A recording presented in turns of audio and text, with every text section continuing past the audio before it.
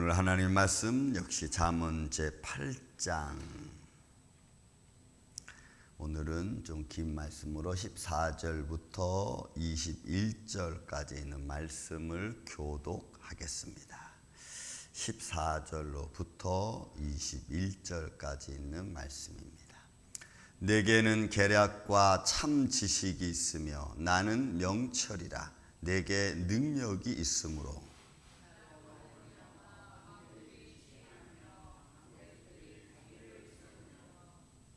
나로 말미암아 재상과 존귀한 자 곧 모든 의로운 재판관들이 다스리느니라.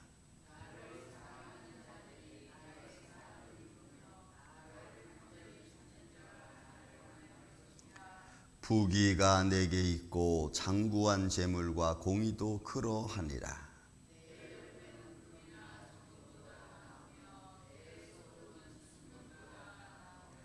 나는 정의로운 길로 행하며 공의로운 길 가운데 다니나니.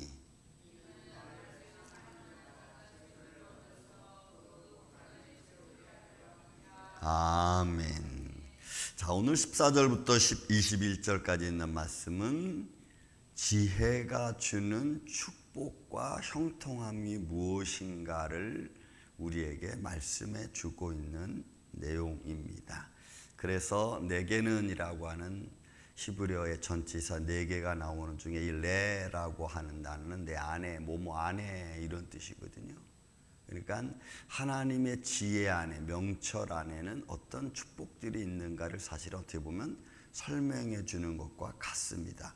그 안에는 뭐가 있냐면 계략이 있습니다. 애차, 이거는 충고하는 말이고 조언하는 말입니다. 그러니까 하나님 말씀 우리 삶에 충고가 되고 때로는 조언이 되고 때로는 그 말씀 우리의 공의가 되기도 하고, 그죠? 하나님의 말씀 자체가 가지고 있는 모습이죠. 그래서 이 계략, 이 충고, 조언 뭐 이런 말씀, 참 지식이 투시아라고 하는 말은 건전하고 효과적인 지혜로운 말씀을 말합니다. 그러니까 하나님의 말씀 안 호크마 지혜 안에는 우리 안에 우리 인생을 잘 조언해주고 내가 어떤 윤리적이고 도덕적인 인생을 살 것인가를 판단할 수 있는 지혜를 주시고 또 내가 건전하게 살아갈 수 있도록 올바르게 판단할 수 있도록 주는 이 투시아라고 하는 이런 하나님의 지혜로움도 있는 거예요. 또 그 안에 뭐가 있어요? 명철이라. 이 명철, 이것은 태분 말하는 것도 맞지만 그런 태분보다 이것은 비나라는 단어를 써서 조금 더 이해가 깊은 이런 거예요. 그러니까 통찰력이란 태분이라는 말, 통찰력이 있잖아요. 이해력이 많은. 그러니까 비나해가지고 좀 더 개인적인 것을 말해.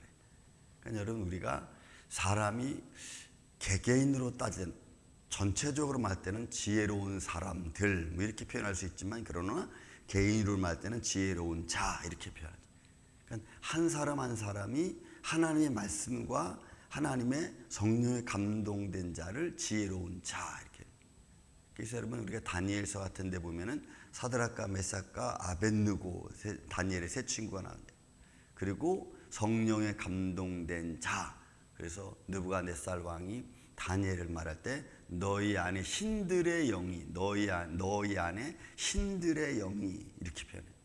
그러니까 지혜로운 자, 지혜로운 자들 이렇게 표현해요. 그러니까 여러분, 우리가 하나님의 말씀을 가지면 개인적으로는 지혜로운 자고 또 그 무리는 지혜로운 자들. 그래서 그 길을 따라가는 거죠. 그래서 그들의 길은 하나님이 중심이 되고 또 우리의 삶의 모든 결정이 하나님 중심이잖아요. 제사를 느부갓네살 왕이 신상한테 절하랬더니 우리는 안 한다. 왜요? 참신이 아니라는 걸 아니까. 그냥 우상이잖아요. 그리고 그 우상으로 말미암아 하나님을 죽인들 하나님을 버릴 수 없는 거죠. 참신이 정말 누군가를 알고 깨달은 이 세 친구 다니엘도 마찬가지고 안 하는 거니까. 그러니까 우리의 지혜가 그런 겁니다.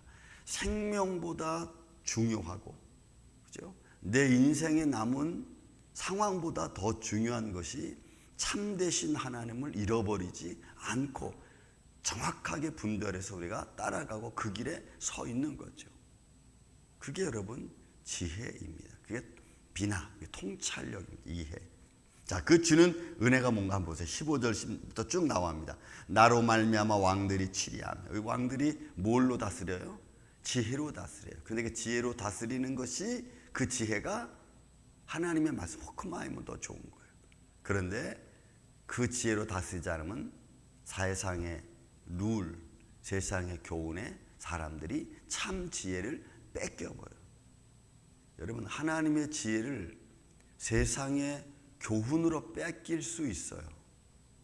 솔로몬 같은 경우에들은 보세요. 솔로몬이 성전을 짓기 전에 그에게 하나님이 2번씩 나타났다 그랬어.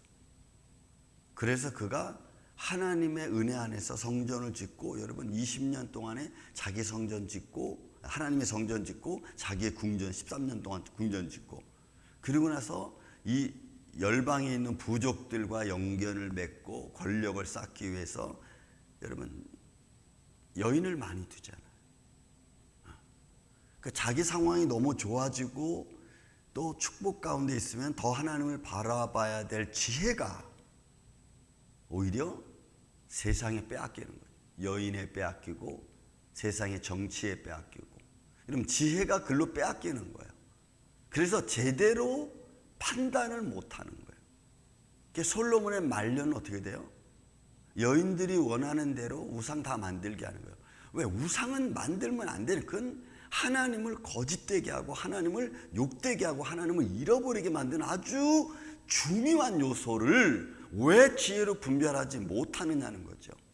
그러니까 하지 말아야 될 것을, 세우지 말아야 될 것을 사람의 교훈과 정치의 권력에 참 지혜가 뺏겨버리니까 그 만드는 거예요. 예루살렘의 우상이 팽배했어요. 솔로몬 말년에는.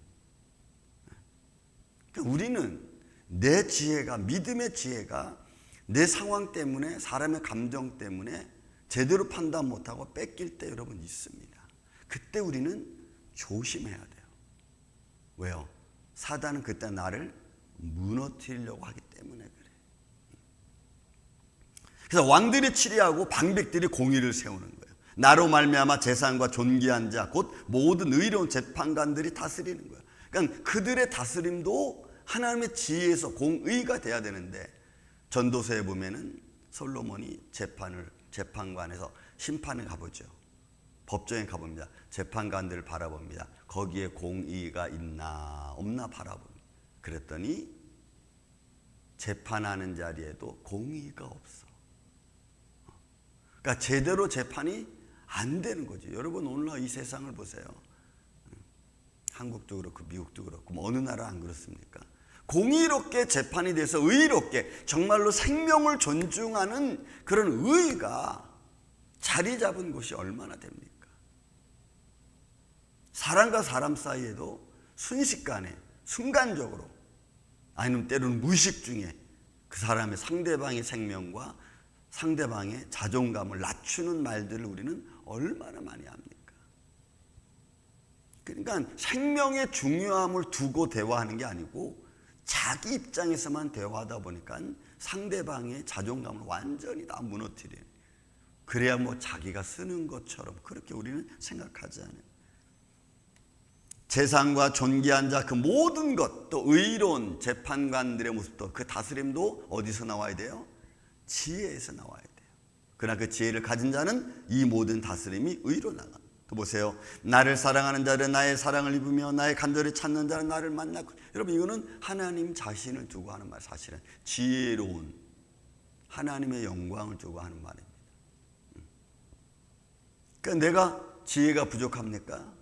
이런 야고보서 1장에 보면 너희가 지혜가 부족하냐? 그러면 너에게 지혜를 풍족히 주시는 하나님께 구하라. 이렇게 말해요. 마음 요동하는 자는 두 마음을 품은 자와 같다 그랬어요.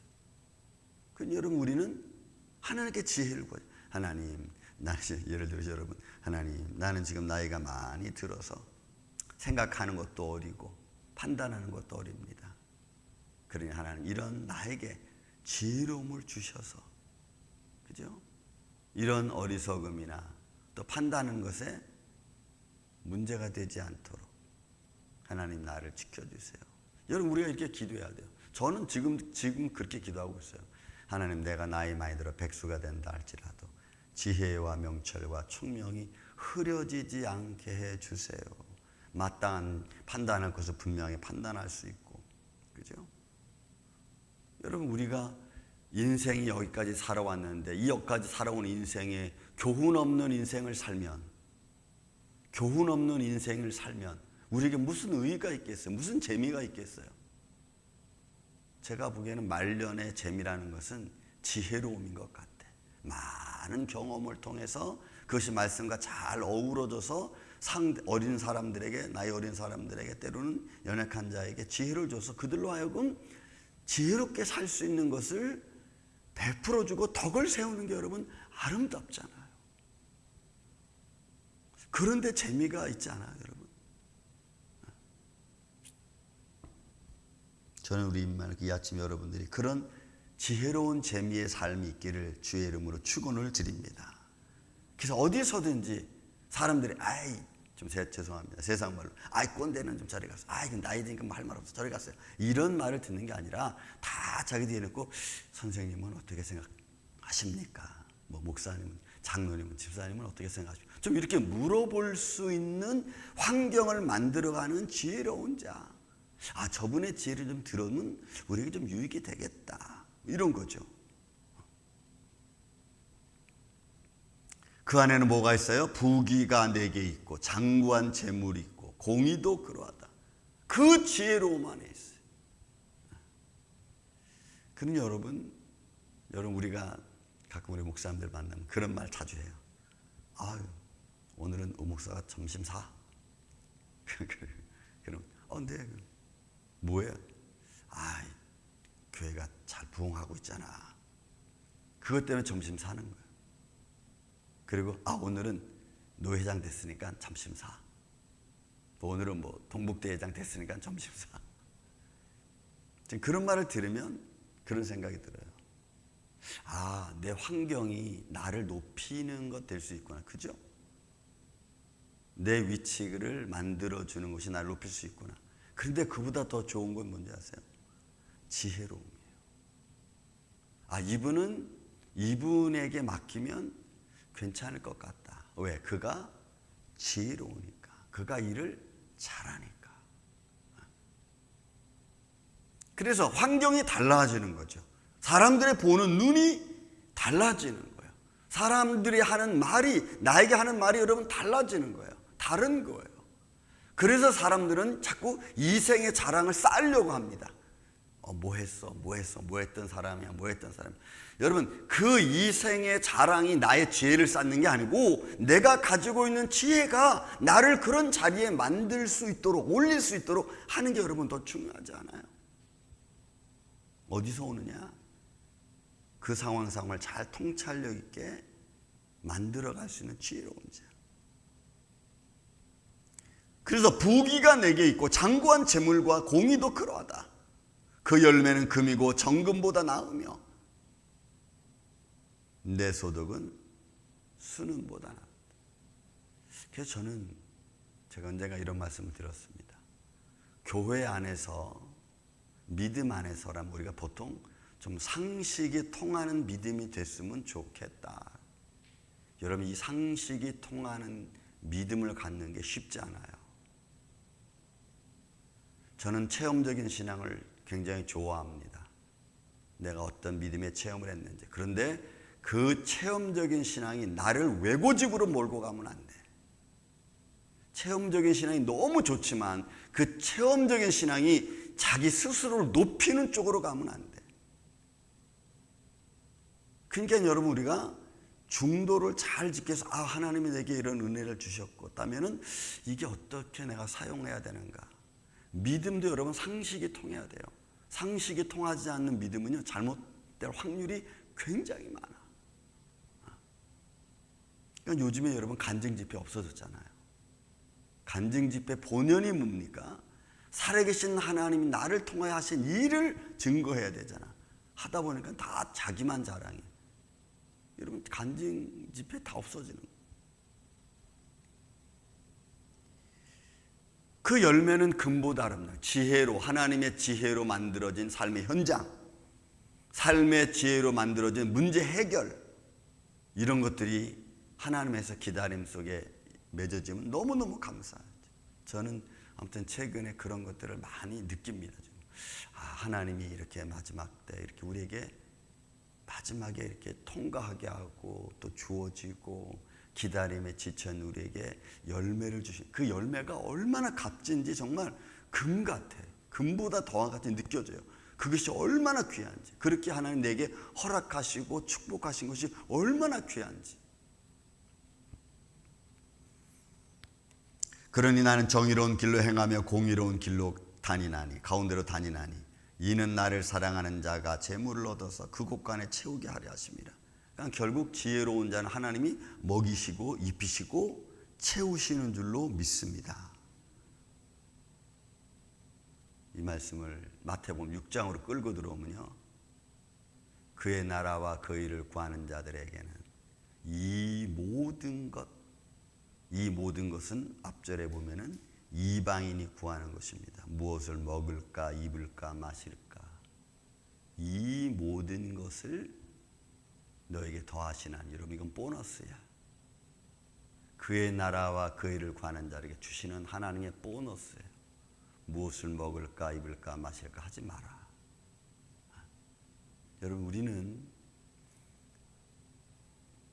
보너스가 주가 아니고 하나님의 말씀이 주가 돼서 보너스로 그런 걸 받으며 장구한 재물과 열매, 이런 것들은 보너스로 얻어져서 우리의 인생이 풍성해가는 그런 지혜로운 자의 삶이 되기를 다시 한번 이 아침에 주의 이름으로 축원을 드립니다.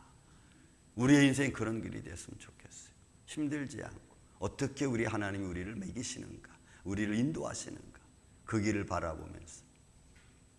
그러므로 오늘 하루도 여러분, 하나님의 말씀과 지혜가 나와 함께 하시고 그 길 안에서 평안을 누리고 그 길에서 행복을 누리는, 또 즐거워할 줄 아는 이 아침에 저와 여러분 되시기를 주의 이름으로 축원을 드립니다.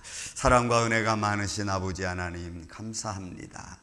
우리의 연약하고 부족한 우리 인생들을 버리지 마옵시고 오늘도 생명의 말씀과 지혜로 우리를 붙들어 주셔서 오늘 주의 사랑하는 자녀들이 가는 곳곳마다 그리스도의 향기를 품으며 또 지혜로운 삶을 통해서 모든 것이 형통하여질 수 있도록 주님 도와주시옵고, 또한 그런 지혜로운 삶을 통해서 하나님의 영광과 또 본문이 우리에게 들려주는 많은 형통함의 축복들이 저들의 손길 안에 이루어지게 하여 주옵소서. 예수님, 오늘도 우리의 방패가 되어주시고 우리의 피난처가 되어주셔서 오늘도 우리의 삶 속에 주님의 영광만 풍성한 하루가 되게 하여 주시옵기를 원하오며 사랑이 많으신 예수님의 이름으로 기도하옵나이다. 아멘.